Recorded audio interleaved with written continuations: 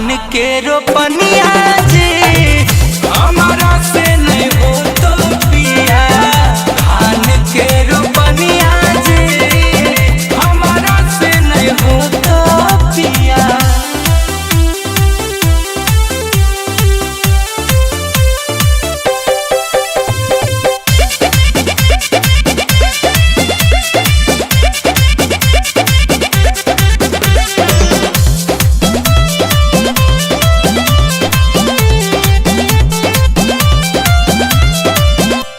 कि हम ता नैहर में जाहलिए पढ़े कवले जाए पिया। ता हमारा नहीं है खेती बाड़ी के नवले जाए पिया। कि हम ता नैहर में जाहलिए पढ़े कवले जाए पिया।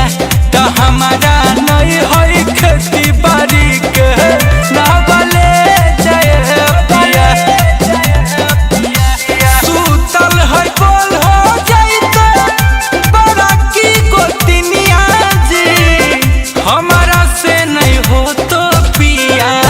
धान के रोपनिया जी हमारा से नहीं हो तो पिया।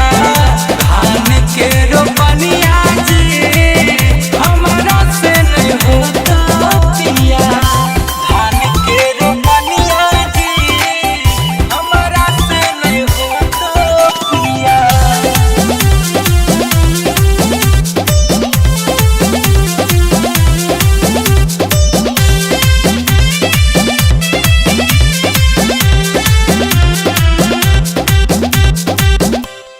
जिंदगी सब दिन कटल हमर फुटानी में पिया।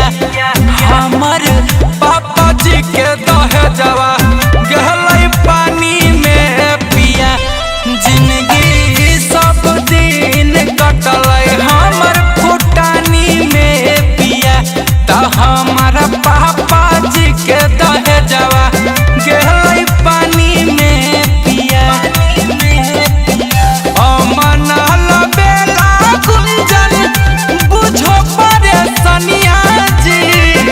हमारा से नहीं हो तो पिया।